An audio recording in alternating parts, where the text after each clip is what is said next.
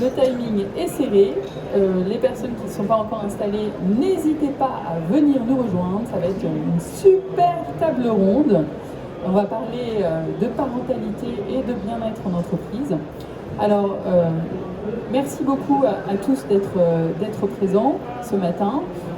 Nous sommes très heureux de vous accueillir donc, à cette table ronde parentalité et bien-être au travail, donc, que nous animons à l'occasion du lancement de notre livre blanc RH, révolutionner votre entreprise en cultivant la parentalité. Alors pourquoi on a créé ce livre blanc? Eh bien c'était pour sensibiliser les entreprises, pour promouvoir les nouvelles initiatives et les labels. Et c'est une ressource approfondie donc, et pratique qui est axée sur des initiatives concrètes, soutenues donc, par certains de nos clients qui sont cités dans ce livre. Donc on pense que c'est vraiment le livre chevet que tous les RH doivent avoir. Et vous pouvez le télécharger, là, si vous voulez, en scannant le flashcode. Donc c'est vraiment très dense, vous verrez, il y a 80 pages, ça parle même de l'histoire de la parentalité, de ce qui est fait dans le monde. À la fin, on parle de tout ce qui est label, bonne initiative. Donc voilà, c'est vraiment un must-have pour tous les RH. Alors moi, je me présente rapidement, je suis Marine Dezande, je suis la cofondatrice des Parents Zen qu'on a créé il y a 14 ans avec mon mari. On accompagne les entreprises pour mettre en place leur politique parentalité. Alors politique parentalité, c'est un grand mot. Le cœur de notre service, c'est de trouver des places en crèche à côté du domicile des parents partout en France, mais pas que, parce qu'on a une web app qui réunit tous les services pour tous les parents, parce qu'évidemment la parentalité, ça ne s'arrête pas aux 3 ans d'un enfant. Donc on a des services qui vont de l'aide aux devoirs, trouver une nounou, en passant par les salariés aidants, enfin trouver de l'aide pour les salariés aidants. Voilà, donc ça c'est très très vaste. Alors, je suis heureuse d'accueillir aujourd'hui Alexandre et c'est l'émotion, pardon, et Guillaume. Donc Alexandre Fatimi, tu es Head of HR Operations chez Lucas. Alors Lucas, c'est un éditeur de logiciels SIRH que beaucoup de monde doivent connaître ici. Ils ont un stand là, pas loin, très sympa, je vous invite à passer. Donc vous avez 600 collaborateurs, principalement en France. Vous avez une moyenne d'âge de 30 ans. Et vous prévoyez d'être 900 collaborateurs d'ici 1 an. Voilà, donc pas mal challenging, c'est ça. Et tu n'as pas encore d'enfant. Voilà, pas encore. Voilà. Guillaume Lebrun, toi tu es le Head of Compensation Benefits de L Acoustique. Alors L Acoustique, sans doute vous ne connaissez pas comme ça le nom, mais en tout cas vous avez tous eu l'expérience quelque part dans le monde parce qu'ils équipent en son très pur les meilleures salles de concert du monde entier. Et alors, juste pour la petite blague, j'ai traduit quand même ce que fait l'entreprise, mais je lis mes notes. Donc, le leader de la conception, la fabrication et la distribution de technologies de renforcement de son de première qualité. C'est ça? Bon, voilà. Donc, c'est une entreprise internationale de 800 collaborateurs. 500 collaborateurs en France, et toi tu es papa de 2 jeunes enfants. Donc bravo. Et enfin, Tiffaine Mayol. Donc Tiffaine Mayol, c'est une experte en accompagnement de la parentalité en entreprise. C'est la leader du label BeFamily, dont on va parler un petit peu après la table ronde, si ça vous intéresse. Et tu as écrit un bouquin avec un titre évocateur qui s'appelle La parentalité en entreprise pour les nuls. Enfin, pardon, expliquez à mon boss. Enfin, bon, c'est un peu... Voilà. Et tu as 3 enfants. Donc, merci à vous 3 d'être là aujourd'hui. Et je laisse la parole, du coup, à Tiffaine. Merci beaucoup, Marine. Bonjour à tous. On est ravis d'être avec vous. Alors, je voudrais vous donner quelques détails sur le déroulé de cette table ronde. Donc, dans un premier temps, on essaiera de définir ensemble qu'est-ce que la politique familiale, qu'est-ce que ça englobe. Ensuite, Alexandre et Guillaume nous partageront là où ils en sont dans leur réflexion au sein de leurs entreprises respectives et les mesures qui ont été mises en place. Et puis ensuite, on verra, au-delà des mesures que l'on peut mettre en place, quelles sont les bonnes pratiques finalement pour construire une politique familiale impactante. Voilà, donc à la fin, on parlera effectivement des initiatives, notamment du label Bifamily. Et puis on aura aussi un temps de questions-réponses, parce que l'objectif c'est que vous puissiez aussi échanger avec nous et que vous puissiez poser vos questions. Voilà, donc on n'est pas là pour donner une leçon sur ce qu'est la politique familiale. On est là ensemble pour réfléchir, pour se donner des retours d'expérience, pour se donner justement matière à réfléchir, parce que finalement la politique familiale, elle est très dépendante de votre entreprise, de vos collaborateurs, et donc elle est spécifique et singulière dans chaque entreprise. Voilà. Donc on entre dans le vif du sujet. Il y a une récente enquête que vous avez peut-être vu passer du Boson Project qui dit que 77% des salariés par an jugent difficile de concilier travail et famille. Et justement, l'objet de la politique familiale, ça va être d'aider à trouver des réponses et des aides pour ses parents. Alors quand on parle de politique familiale, c'est un terme qui est utilisé à la fois pour définir toutes les mesures qui soutiennent à la fois la parentalité et la conciliation des vies, mais historiquement les acteurs, on va dire, qui œuvrent sur le sujet de la parentalité en entreprise, ce sont les groupes de crèches. Et donc parfois on a la sensation que quand on parle de parentalité en entreprise, on parle du financement des berceaux de crèche. Et en fait, en 10 ans, ça a beaucoup évolué, et aujourd'hui la politique familiale veut dire énormément, c'est-à-dire que c'est à la fois bien sûr les mesures, donc les services à proprement parler, que ce soit berceau de crèche ou autre, que l'entreprise va mettre en place, mais ça inclut aussi tout ce qui concerne par exemple la politique des congés, donc congés maternité, paternité, second parent qu'on connaît bien, mais il y a aussi d'autres congés pour la famille dans l'entreprise qu'on peut mettre en place. Et c'est pas seulement le congé en tant que tel, mais c'est aussi l'accompagnement en amont et a posteriori de ces congés. Donc ça c'est important de l'avoir en tête. Il y a la politique de congé, mais il y a aussi tout ce qui concerne l'organisation du travail et notamment les mesures de flexibilité, comme le télétravail ou d'autres mesures. Alexandre et Guillaume pourront nous en parler.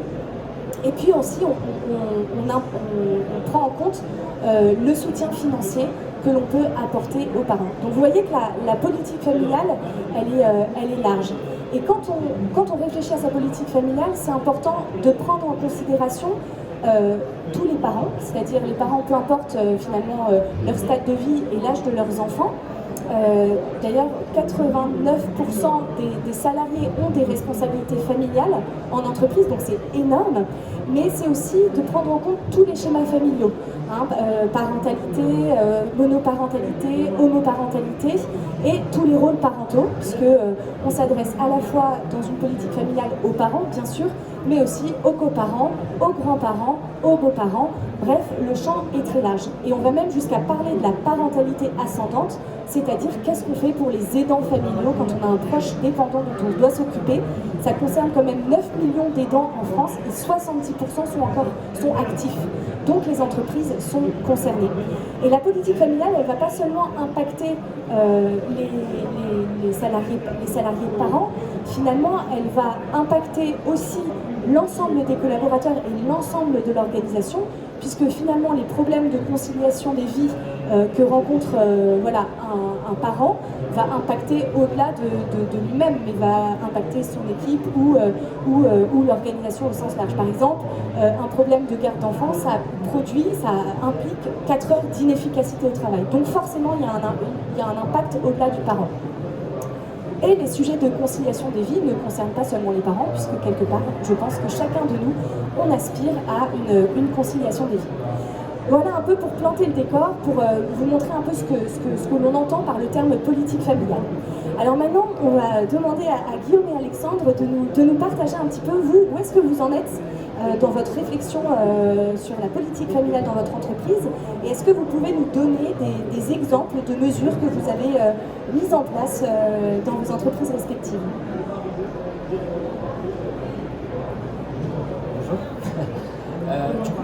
Bonjour. Ouais, là c'est bon. Pour reprendre ce que tu disais, donc effectivement, il y a plein de choses qu'on peut mettre en place dans le cadre de la parentalité en entreprise. Nous, chez Lucas, on a commencé par... chez Lucas, nous, on a commencé en fait par le fameux congé paternité-maternité qui, dans nos conventions collectives sur Syntec, c'est pris en charge pour les pères à partir de 2 ans d'ancienneté, 1 an pour les mères. Nous, on a commencé par mettre ça en place directement, premier jour d'ancienneté. Le congé paternité-maternité est maintenu à 100%.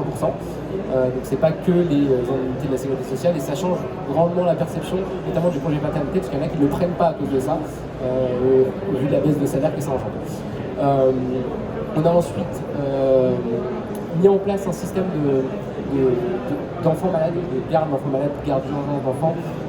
Aujourd'hui, le légal en fait implique que effectivement les parents peuvent s'absenter un certain nombre de jours dans l'année, mais ils ne sont pas rémunérés. Nous, on laisse cette liberté en fait à nos parents de pouvoir s'absenter quand ils ont une urgence avec leurs enfants, sans que ça ait d'impact direct sur leur salaire. Donc c'est in fine utilisé que dans les cas d'urgence.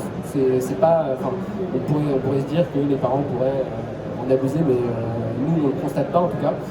Ça n'a pas changé grand chose finalement financier pour nous. Puis ensuite on a commencé bien sûr à mettre en place des systèmes de place en crèche. Chez Lucas, comme tu l'as dit tout à l'heure, on a une moyenne d'âge d'environ 30 ans. C'est l'âge où on commence à avoir des enfants. Forcément, les petits, il faut le faire garder. C'est très très difficile de trouver des places en crèche, donc ça reste quand même un petit peu marronnière.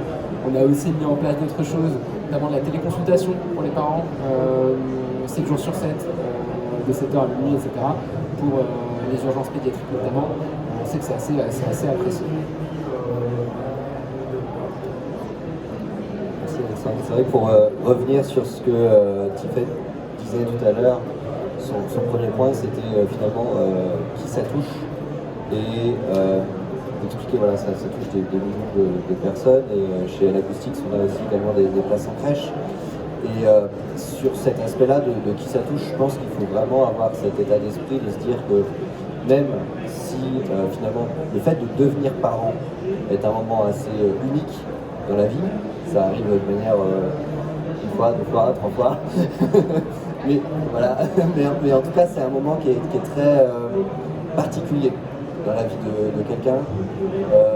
Alors après évidemment on reste parent longtemps, mais ces premières années sont cruciales, je pense, pour recréer quelque chose avec la famille, pour garder ce lien avec l'entreprise, et du coup, de mon point de vue, il y a un vrai effet de rayonnement. C'est-à-dire que c'est pas parce qu'on n'en bénéficie pas soi-même, parce qu'on a eu des enfants il y a 10 ans, il y a 15 ans, on n'est pas fier de travailler finalement pour une entreprise qui le propose et qui le fait. Donc sur l'aspect de qui ça touche, c'est vrai que c'est important de se dire aussi il y a cet aspect de rayonnement. Ensuite, ce que nous avons abordé, c'est évidemment cet aspect de temps, il faut du temps. Donc avec des congés en plus, donc chez l'Acoustique on n'a pas encore le maintien à 100%, mais ça va venir. C'est quelque chose sur lequel on travaille, mais finalement c'est de temps et de l'argent, parce que l'un sans l'autre finalement ça marche pas. Donc c'est sur ces 2 aspects que de notre côté on travaille pour améliorer pour encourager en fait les gens, hommes ou femmes, à prendre le temps dont ils ont besoin pour la parentalité. Et lors de nos préparatifs, on avait évoqué aussi, tu parlais de flexibilité implicite offerte aux parents. Est-ce que tu peux nous en dire un peu plus sur ce point et du temps justement qu'on donne aux parents? Oui, alors c'est vrai que justement sur le temps, ce qui est vraiment important, alors c'est pareil, on a des populations non cadres, des populations cadres, donc ça s'applique plus pour les populations non cadres et pour les populations cadres, pardon, et on se pose énormément de questions sur les flexibilités qu'on peut donner aux non-cadres, des personnes qui sont en usine, parce que pour les cadres, finalement, leur temps de travail est assez flexible.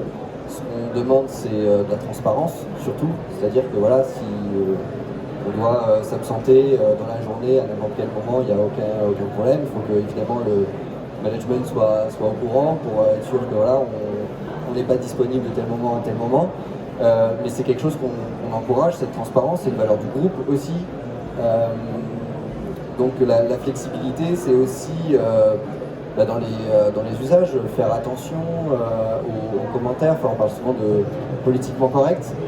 Il y a énormément de choses qui sont peut-être mal perçues sur le politiquement correct, mais c'est aussi lisser un certain nombre de choses, de commentaires qu'on peut faire en entreprise. Si quelqu'un part à 13h et se reconnecte à 15h, ben voilà, en fait, cette personne-là va toujours fournir la qualité, le travail qui est demandé, voire même plus, parce qu'en fait, il se sent chanceux d'avoir cette flexibilité-là.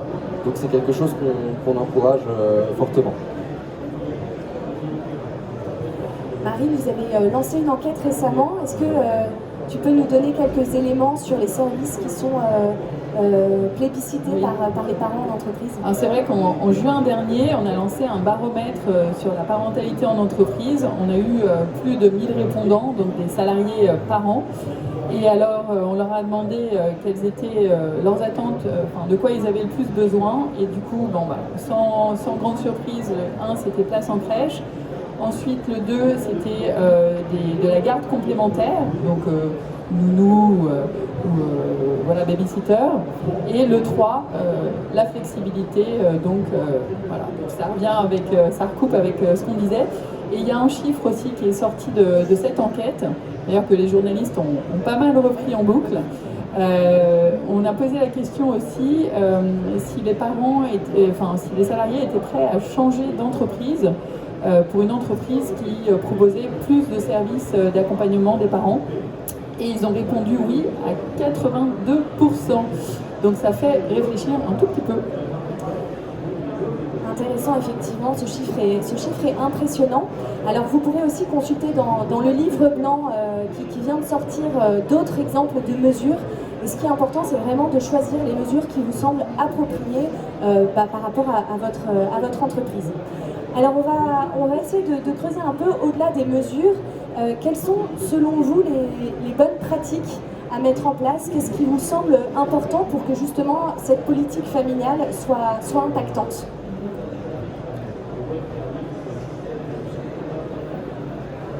Alors, nous, là, justement, par rapport à ce que je disais juste précédemment sur la différenciation entre les cadres et les non-cadres, on a ce même questionnement sur le groupe, en fait, où on essaye de construire des piliers qui soient communs pour tous nos collaborateurs dans le monde.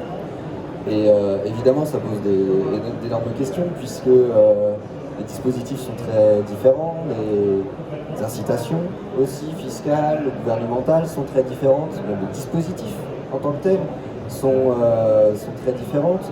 Donc il faut réussir à concilier tout ça, essayer de finalement avoir une vision panoramique de toutes les pratiques, de ce qu'on peut mettre en place. Je reprends notamment la notion de temps dont on parlait précédemment. Peut-être que sur le temps, sur les congés, il y a des pratiques communes qu'on peut mettre en place d'un point de vue global.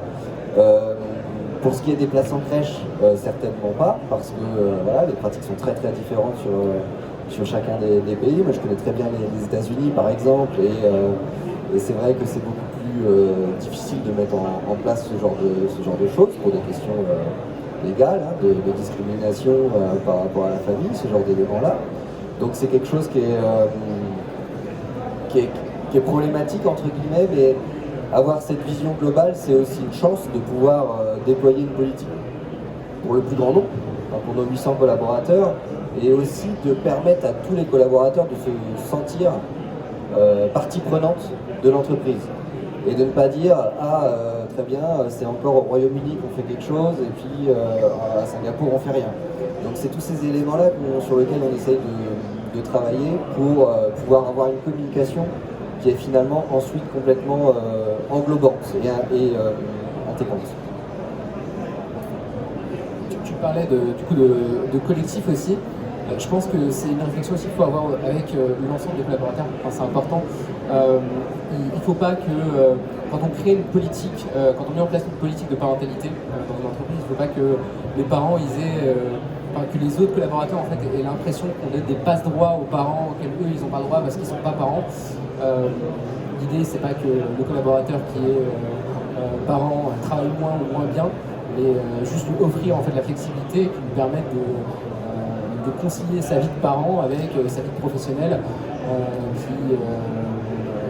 soi, bon, nous on n'a que des cas de chez Lucas, mais c'est pas vraiment une problématique, mais je pense que le plus important là-dedans c'est du bon sens.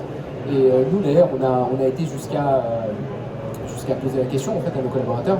On fait souvent des enquêtes en interne et là on a posé la question aux collaborateurs sur comment vous voyez la politique parentale, enfin l'investissement de Lucas dans la parentalité, et le retour était plutôt positif puisque quand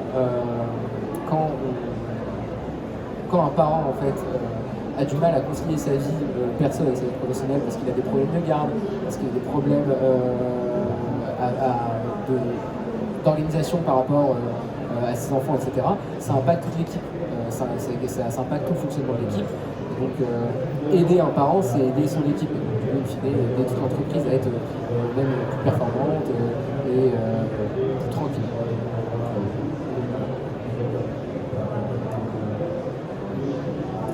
Oui, et moi je voulais ajouter quelque chose. Tout à l'heure, on parlait d'exemplarité, et notamment des managers, et on parlait aussi de prise de congé paternité, par exemple.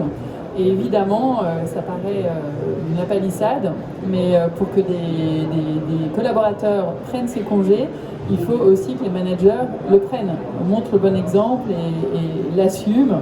Bon, maintenant, ça se fait de plus en plus, parce qu'il y en a qui le disent haut et fort. Donc ça, c'est très bien. Et nous, dans notre entreprise, on fait un truc qui est sympa. Pour chaque collaborateur, le jour où c'est l'anniversaire de son enfant, on lui dit de partir plus tôt pour que ce soit un jour spécial pour son enfant, qu'il aille le chercher à l'école, et voilà, que ce soit évidemment rémunéré normal. Et voilà, et nous on se l'applique à nous aussi, pour les 3 enfants, et ils adorent, voilà. Très important. De voir les dirigeants, les managers finalement avoir une bonne conciliation de vie, ça vaut mieux que toutes les paroles finalement. C'est vraiment cette exemplarité qui donne le droit aux salariés de eux-mêmes trouver leur propre conciliation. Il y a aussi tout ce qui concerne la formation des managers, parce que c'est pas forcément évident d'accompagner des situations de parentalité. Donc de plus en plus d'entreprises forment leurs managers à ces sujets-là. Et puis, je voudrais revenir aussi sur l'importance de la communication interne. C'est vrai que c'est impressionnant, mais 52% des salariés interrogés dans l'étude du Buzz Project dont je vous parlais estiment ne pas être suffisamment informés sur les divers dispositifs et les droits qu'ils ont. Et donc, par exemple, 80% des entreprises mettent en place les choses, mais seulement 52% n'ont connaissance. Donc c'est quand même un peu dommage.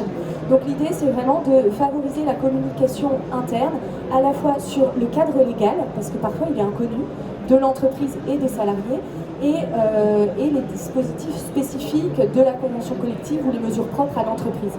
Donc ça me paraît très très important d'appuyer sur ce point-là. Et ça peut passer à travers la formalisation. Il y a beaucoup de choses qui sont implicites, qui viennent de la culture d'entreprise, des valeurs de l'entreprise. La confiance, la transparence, je veux dire, ça se décrète pas. Mais en même temps, plus c'est formalisé, plus le collaborateur aura des repères pour pouvoir consulter les droits auxquels il peut prétendre. Donc je vous invite à formaliser vraiment votre politique familiale à travers des guides, des chartes, de la documentation et aussi des contacts de référence. Rappelez par exemple que vos RH ou que tel groupe dans l'entreprise est référent pour ces sujets-là, et ça donnera l'opportunité à vos collaborateurs de pouvoir se renseigner à travers ces différents leviers. Et ça, c'est des mesures qui ne sont pas coûteuses. Bon, qui prennent un peu de temps pour rédiger un beau guide. On a quelques exemples d'entreprises qui sont exemplaires là-dessus. On a un client qui s'appelle Nicomatic, qui est vers Annecy, là, pas loin de la frontière suisse. Et ils ont fait un guide qui est vraiment super complet. Bon, c'est vrai qu'ils font énormément de choses pour les parents et pour la QVT en général. Et ça, je pense que c'est un vrai plus pour les collaborateurs. Et tu parlais aussi de référents. Toujours chez Nicomatic, ils ont un collectif de parents qui tourne, je ne sais plus, pendant 3 ans, après, une fois qu'ils en ont marre, ou ils font un appel en interne, en groupe de projet transverse, en disant qui veut me remplacer. Et du coup, ils sont identifiés dans l'entreprise. Donc si quelqu'un a une question ou un besoin, une interrogation, hop, ils peuvent contacter leurs collègues. mais l'importance vraiment d'impliquer ses collaborateurs dans la construction de cette politique familiale.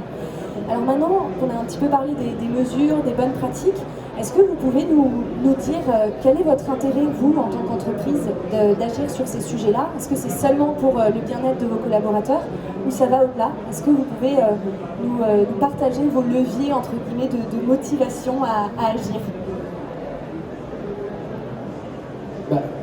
Premièrement, effectivement, c'est une belle action QVCT en fait. Hein. Ça permet de s'assurer que les collaborateurs sont bien dans leur tête hein, par rapport au fait qu'ils soient parents, qu'ils travaillent, que ce soit des professionnels qui ont une vie très complète. Et il y a aussi à prendre en compte le fait que on est quand même dans un stade de guerre des talents. Hein. Donc il y a pas mal d'enjeux de recrutement. Et avoir une politique parentale qui est affichée et qui fonctionne avec de vraies choses mises en place, ça permet d'attirer certains talents. On a eu des cas très concrets de candidats qui nous ont, de très bons candidats qui nous ont rejoints parce que ils ont vu qu'on avait mis en place telle ou telle chose pour la parentalité chez Lucas et que ça les intéressait. Ça permet aussi un peu d'engager les collaborateurs qui sont déjà présents, de les engager, de les fidéliser. Forcément, hein, quand on arrive à bien faire le lien entre sa vie pro et sa vie perso, on n'a pas très envie de partir. Forcément, quand on veut retenir des talents, ça compte aussi. Et voilà, en général, la marque employeur, est meilleure avec une politique parentalité parce que on montre quand même qu'on fait attention à nos collaborateurs, que c'est important pour nous qu'ils aient cet équilibre-là. Et ça permet de faire connaître la marque aussi. C'est important. Pas se le cacher. Moi, je crois que mon intérêt est venu peut-être par avoir eu des enfants. Ça a vraiment développé ma sensibilité au sujet. Lorsque j'ai eu mes enfants, j'ai pris 6 semaines de congé pour m'en occuper. Et c'est vrai que je me suis rendu compte de l'importance que ça pouvait représenter. Et je crois qu'Alexandre parlait d'équilibre. Mais c'est vraiment le bon terme en fait. Évidemment, d'un point de vue RH, on peut parler d'attractivité, on peut parler de rétention. Enfin, c'est des mots dont on parle tout le temps. Mais à la fin, d'un point de vue individuel, c'est qu'on arrive à créer un équilibre pour les personnes. Alors évidemment, chaque personne doit trouver son propre équilibre, donner ce qu'il faut à l'entreprise, être performant, etc. Mais en même temps, si ça balance trop d'un côté ou de l'autre, ça n'ira pas. Et nous, finalement, à RH, on est des facilitateurs par rapport à ça, pour donner des bonnes pratiques, pour donner un cadre, pour rendre les choses homogènes, qu'il n'y ait personne qui soit favorisé ou défavorisé, et travailler en bonne intelligence pour finalement que ce soit logique, cohérent, transparent. J'ai beaucoup aimé l'exemple que tu as donné tout à l'heure sur avoir des guides en place, avoir des personnes aussi de référence en place, pour que finalement l'information, on n'a pas besoin de la connaître, forcément, spontanément. Par contre, on a besoin de savoir où la trouver si on en a besoin. Et donc je pense que tous ces éléments-là sont importants pour pouvoir avancer et créer un équilibre où tout le monde se sent bien, pour retenir les talents, pour les attirer, etc. Il y a aussi des enjeux, bien sûr, d'égalité professionnelle. Il y a un chiffre marquant de l'INSEE en 2018 qui évoque le fait que 96% des personnes qui quittent leur emploi pour prendre soin de leurs enfants sont des femmes. Donc quand on cherche à attirer les talents féminins, forcément, ça aussi, ça joue. Il y a, pareil, encore des chiffres qui montrent à quel point accompagner les employés sur la conciliation des vies les rend heureux. Oui, c'est sûr. Il y a des chiffres que vous devez tous connaître là, d'enquête, je ne sais plus, je crois que c'était Ernst et Young, qui disait que les salariés heureux, ils sont deux fois moins malades, donc 6 fois moins absents, 9 fois plus productifs, non c'est 9 fois plus fidèles, 31% plus productifs et 55% plus créatifs. Voilà, donc c'est... Donc quand on a ces chiffres en tête, forcément ça pousse à agir. Et justement, donc on a vu que les mesures, elles ne sont pas forcément coûteuses. Il y a beaucoup de mesures que vous pouvez mettre en place qui ne coûtent rien ou presque rien. Donc déjà, avancez pas à pas et à travers ces mesures. Mais si vous êtes amené à engager des coûts, l'idée, c'est pas de les voir simplement comme des coûts, mais comme un investissement, justement, par rapport à tout ce qu'on a dit avant. Et il y a une étude en Suisse qui est assez intéressante, qui a été faite par un groupement d'entreprises, justement, qui s'est amusé à calculer, on va dire, le retour sur investissement de leur politique familiale. Et ils sont arrivés à un retour sur investissement de 8%. Donc pour 100 € investis, ils ont un ROI de 8%, et ça peut se mesurer à travers la baisse de l'absentéisme, la baisse du turnover, etc., etc. Et donc, oui, lié au coût de recrutement. Donc forcément, si tu as moins de turnover, tu fais des économies en recrutement. Exactement. Et donc voilà, donc c'est intéressant de voir justement, hein, vous pouvez tout à fait vous amuser aussi à calculer le retour sur investissement, et vous verrez que vous serez agréablement surpris. Et puis, peut-être un dernier point sur lequel on souhaitait insister, c'était l'impact. N'hésitez pas à mesurer l'impact de votre politique familiale, parce que l'objectif, c'est quand même qu'elle puisse servir, à la fois qu'elle réponde aux besoins de vos collaborateurs, qui sont concrets. Donc est-ce que ce que vous avez mis en place, ça répond à leurs besoins, ça vous pouvez le mesurer, et est-ce que ça répond à vos objectifs d'entreprise, parce qu'on a vu qu'il y a des enjeux derrière de fidélisation, de marque employeur, etc. Et donc ça se mesure. Donc je vous invite vraiment régulièrement à regarder si votre politique familiale, telle qu'elle est construite, est impactante, et du coup de la faire évoluer progressivement, puisque finalement c'est un chemin qui ne se termine pas, hein, ça évolue avec le temps. On va passer aux questions-réponses. Avant ça, on voulait vous partager donc une nouvelle initiative dans le livre des parents Z. Vous verrez, il y a de plus en plus d'initiatives qui voient le jour et qui ont pour objectif de vous accompagner, parce que vous n'êtes pas seul. Hein, il y a des acteurs qui sont nombreux, il y a des groupes comme les parents Z, et il y a des collectifs qui s'engagent pour faire évoluer ces sujets. C'est le cas notamment de l'initiative Bifamily, qui est un mouvement qui a été lancé très récemment et qui a été créé par un collectif d'acteurs engagés et d'organisations telles que Bicorp, Great Place to Work, Unitar, les parents Z aussi, Make Mother Matter, vraiment des organisations qui ont voulu prendre ce sujet à bras le corps. Et l'objectif, c'est quand une entreprise adhère au mouvement, elle bénéficie à la fois à toute l'information nécessaire pour être sensibilisée, pour comprendre vraiment ce sujet, quels sont les mécanismes derrière et comment on peut agir, donc avec des études, des chiffres clés, des tendances, etc. Donc de l'information pour pouvoir mieux comprendre ce sujet-là. Et puis le fait de rejoindre le mouvement vous permet aussi de faire une auto-évaluation, c'est-à-dire qu'on va, à travers un petit questionnaire, vous allez pouvoir mesurer là où vous en êtes dans votre politique familiale. C'est intéressant de voir que parfois on a la sensation qu'on n'est pas très avancé, qu'on ne fait pas grand-chose, et in fine, on se rend compte que si, parce que justement la culture d'entreprise, tout ce qui est implicite est déjà très fort, très puissant et vécu dans l'entreprise. Donc ça, c'est une auto-évaluation à un instant T, vous verrez où est-ce que vous en êtes. Et puis ensuite, si vous souhaitez avancer sur ce chemin d'une politique familiale impactante, il y a une certification qui est proposée, où là vous êtes accompagné par des Bifamily leaders qui vont à la fois vous accompagner dans l'audit que vous allez passer. Il y a aussi des collaborateurs, un sondage aux collaborateurs qui vont pouvoir exprimer comment ils perçoivent ces sujets dans leur entreprise. Et puis il y a à la fin de ce processus des recommandations pour vous pousser à agir pas à pas, surtout de manière personnalisée en fonction des besoins de vos collaborateurs et puis de là où vous en êtes et de votre entreprise et de ses spécificités. Voilà, donc on vous invite si vous souhaitez en savoir plus, à nous en parler ensuite. Et ce qui est intéressant dans la démarche Bifamily, c'est que les standards ont été créés en lien avec les objectifs de développement durable, puisque on a perçu qu'en avançant sur la politique familiale, on avançait aussi dans la progression de certains objectifs de développement durable. Et donc voilà, c'est intéressant de mettre ces deux en parallèle. Voilà, on arrive à la fin de notre table ronde, mais on a un temps encore qui nous reste de questions-réponses. Donc n'hésitez pas à prendre la parole, à nous poser vos questions ou à nous faire aussi un retour d'expérience sur vous, ce que vous avez mis en place pour enrichir.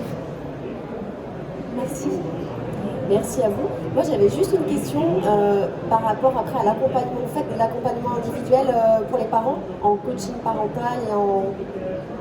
Tout à fait. Je n'ai pas détaillé tous les services qu'on avait chez les parents zen, mais ça fait partie de nos services. Avec des coachs spécialistes de la parentalité et on a aussi des psychologues, voilà, sur des sujets un peu plus complexes.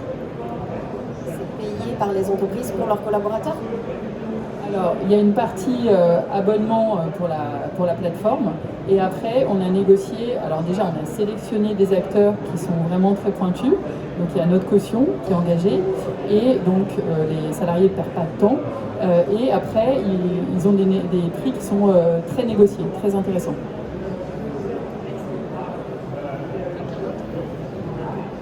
Une autre question?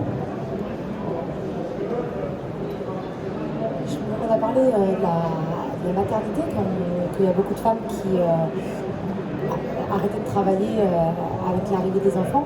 Est-ce que chez vous, c'était un sujet? Et est-ce que le fait d'accompagner la parentalité, ça a fait disparaître, en tout cas relever le plafond de verre? Et j'ai lu même, ce qui m'a un peu... le plafond de mer. Est-ce que c'est quelque chose que vous subissiez?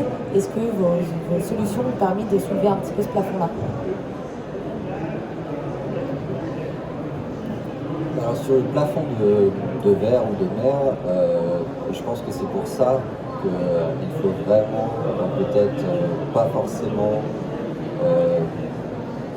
il y aura toujours une différenciation homme-femme par rapport à la maternité, ça c'est sûr.